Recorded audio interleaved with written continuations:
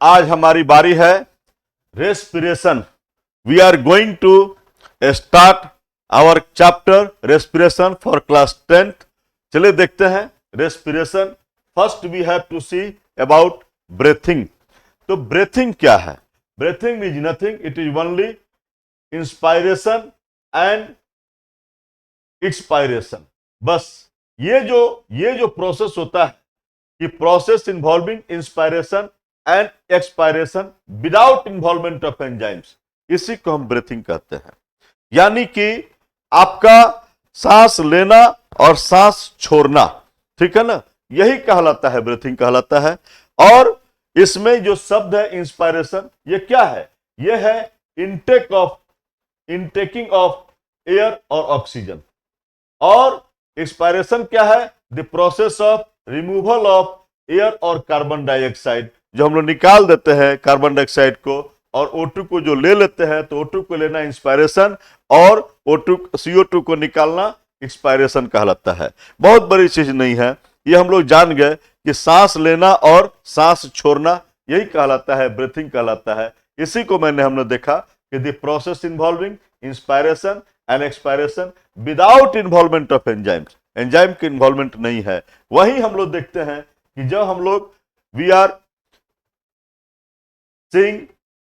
जब हम लोग देखते हैं रेस्पिरेशन को, जब हम लोग देखते हैं रेस्पिरेशन क्या होता है? रेस्पिरेशन एक कैटाबॉलिक प्रोसेस है।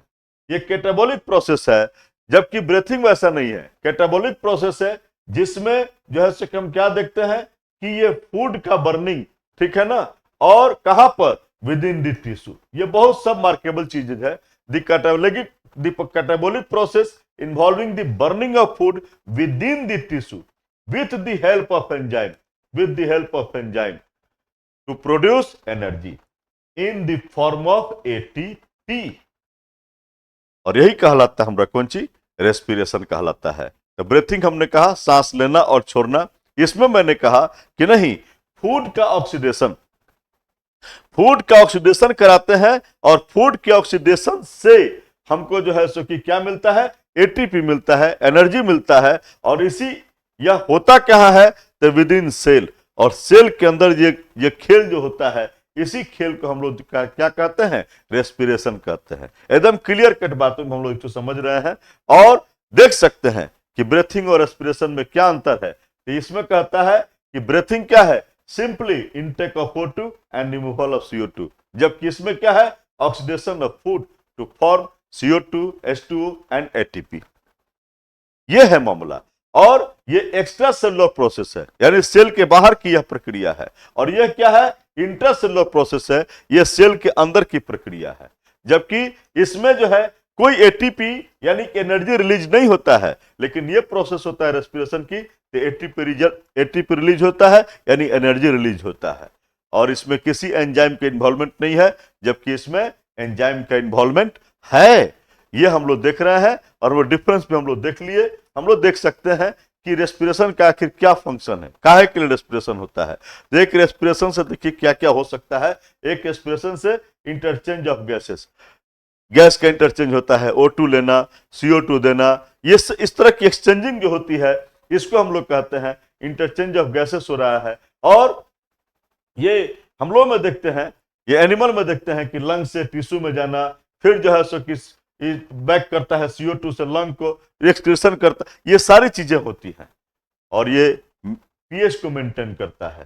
प्लस जो है सो कि हमारा सर्कुलेशन, जो ब्लड का सर्कुलेशन है, उसको जो है सो कि मेंटेन करता है। ये हार्ट रेट, BP, कार्डियक, ये सब कार्डियक आउटपुट, ये सब को मेंटेन करता है।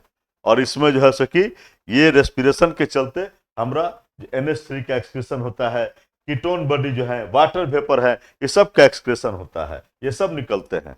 और ये मेंटेन करता है, मेटाबॉलिक प्रोसेस को मेंटेन करता है टिश्यू में, प्लस टेम्परेचर को रेगुलेट करता है। कैसे? तो हीट को लॉस, जो हीट लॉस होता है, जो हमारा हवा, जो वायु निकलता है, जो एयर निकलता है, उसके चलते जो हीट लॉस करता है, उसके चलते जो है सो कि टेम्परेचर को भी रेगुलेट करता है। ये वाटर को रेगुलेट करता है, क्योंकि वाटर वेपर्स भी क्या होते हैं? ये निकलते हैं कब? जब एक्सपायरेशन होता है तो वाटर वेपर भी निकलता है लंग से, यानी कि ये वाटर को भी रेगुलेट करता है। इस तरह से हम जान गए कि आखिर what are the main functions of respiration.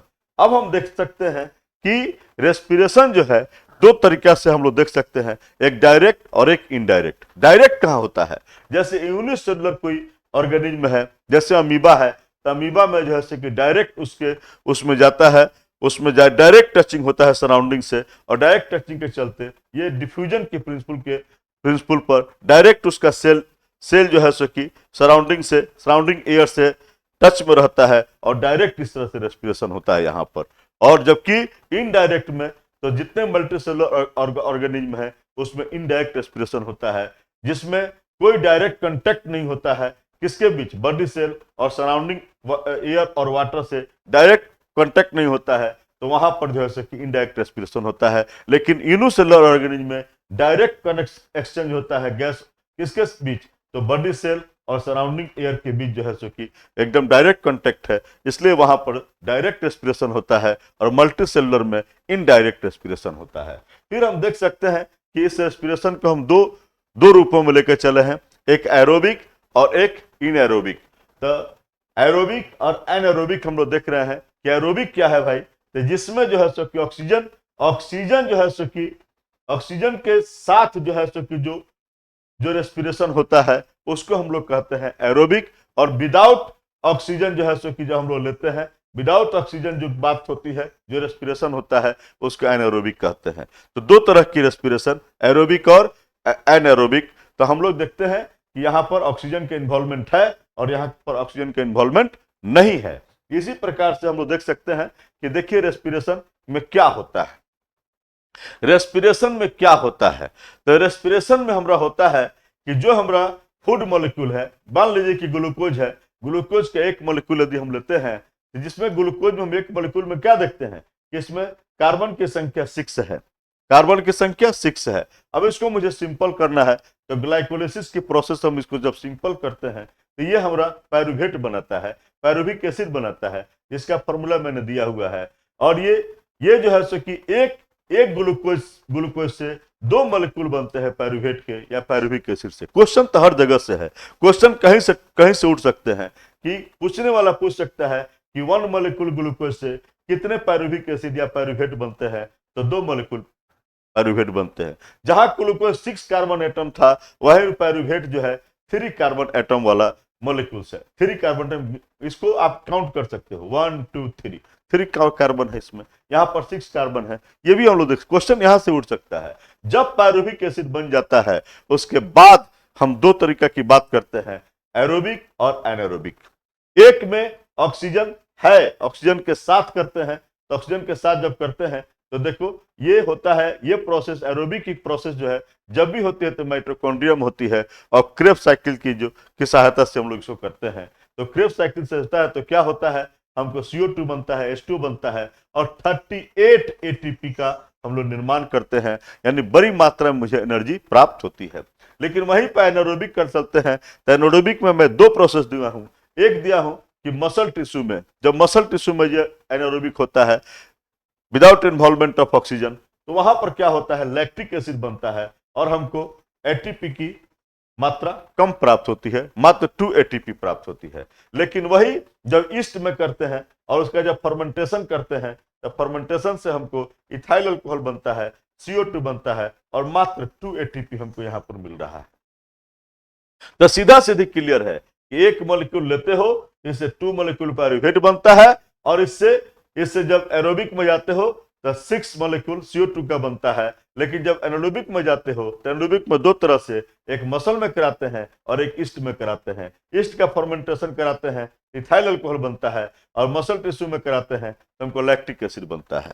अब यहाँ पर मैं बात करूंगा पायरुविक एसिड और लैक्टिक एसिड में। जरा सा देखिए, खेल को जरा समझिए कि ये पायरुविक एसिड या पायरुवेट में हम जब देखते हैं इसके स्ट्रक्चर में, इसमें एक कीटो ग्रुप लगा हुआ है और एक कार्बोनिक एसिड का ग्रुप लगा हुआ है। तो दोनों जब लगे हुए हैं इसलिए इसका नाम देते हैं कीटोनिक कार्बोनिक एसिड, इसका नाम दे सकते हैं। लेकिन वही लैक्टिक एसिड में जरा बात करते हैं या लैक्टेट की बात करते हैं, तो इसमें एक हाइड्रोक्सी ग्रुप लगा हुआ है और एक कार्बोक्सिलिक एसिड लगा है, इसीलिए इसको हाइड्रोक्सी कार्बोक्सिलिक एसिड कह सकते हैं। तो दोनों के बीच में डिफरेंस भी देखा कि कहां पर कितने हैं। दोनों में हम लोग देख रहे हैं कि कार्बन की नंबर 3 है, इसमें भी 3 है और इसमें भी 3 है। ये दोनों में देख सकते हैं, इसमें कीटो ग्रुप लगा हुआ है, इसमें हाइड्रोक्सी ग्रुप लगा हुआ है, लेकिन कार्बोक्सिलिक एसिड दोनों में लगा हुआ है। ये सब हम लोग डिफरेंस को भी देख सकते हैं। और हम लोग बात करते हैं कि जो हमारा एनर्जी है, एटीपी है, वो एटीपी क्या है रे भाई?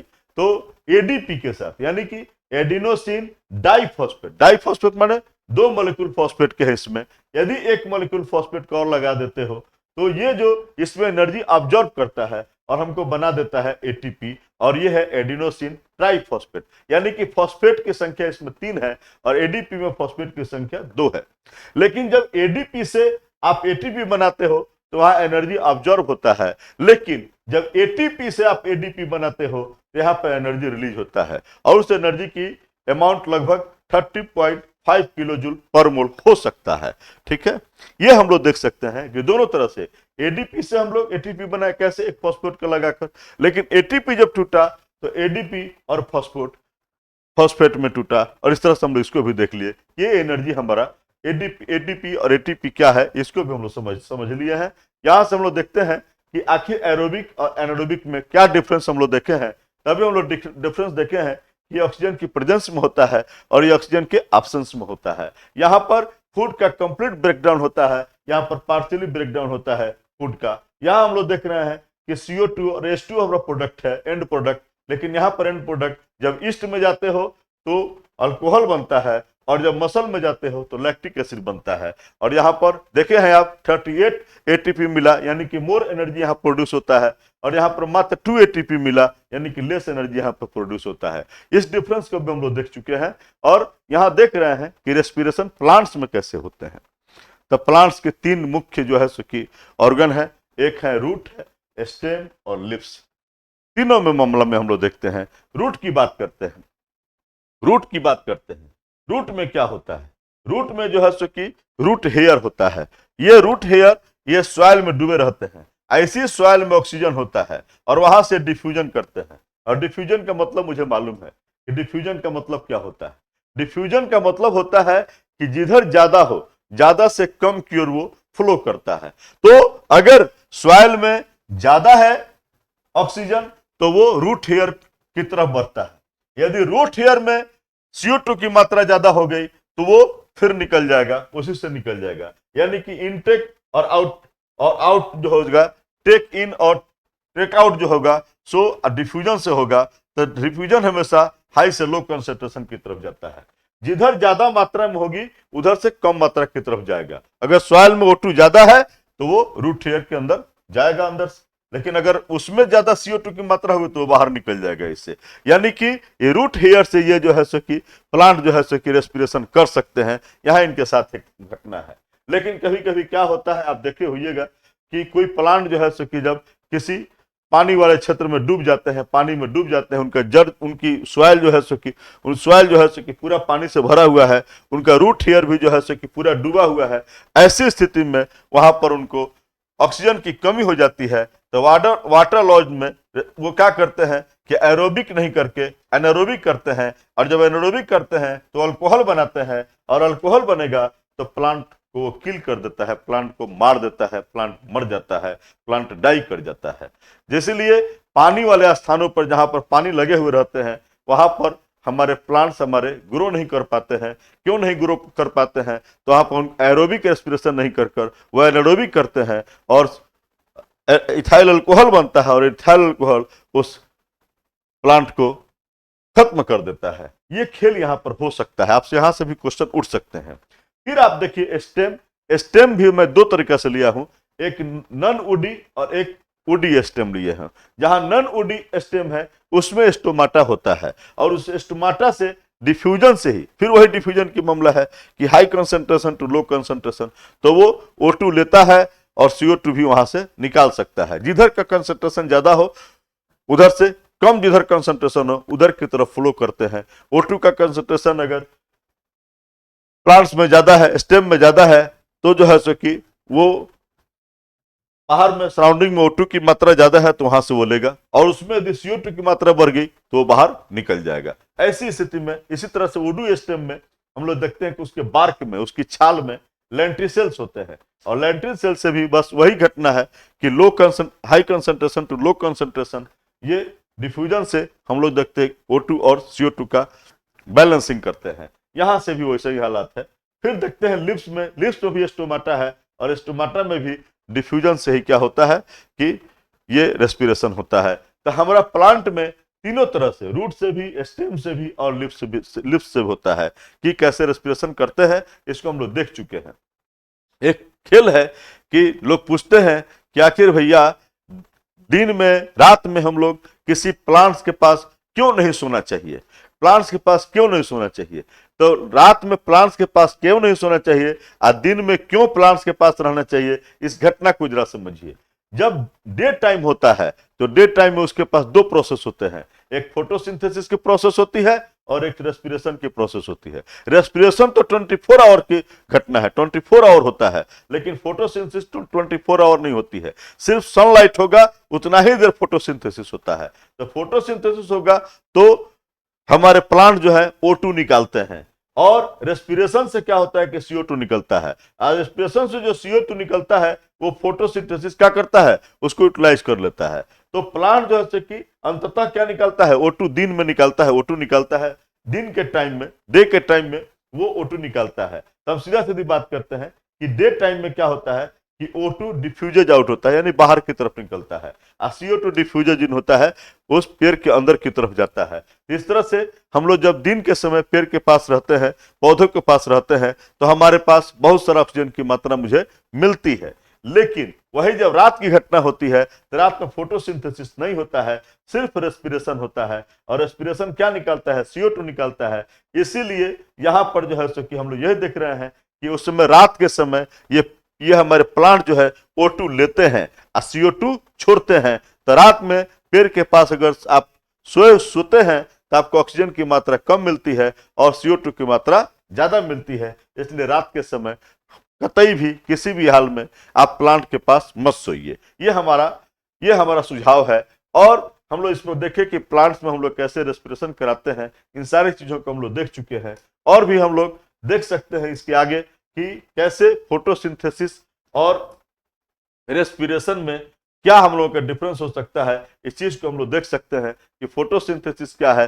तो फोटोसिंथेसिस जो है सो कि ये दिन की घटना है, और रेस्पिरेशन जो है रात की घटना है। ये हम लोग देख लिए हैं। और फोटोसिंथेसिस से हम लोग क्या होता है कि O2 निकलता है, और रेस्पिरेशन में क्या होता है, रेस्पिरेशन में CO2 निकालता है। तो हम लोग सब प्रोसेस को देख चुके हैं। तो इस तरह से हम लोग ने देखा कि कैसे रेस्पिरेशन होता है प्लांट में।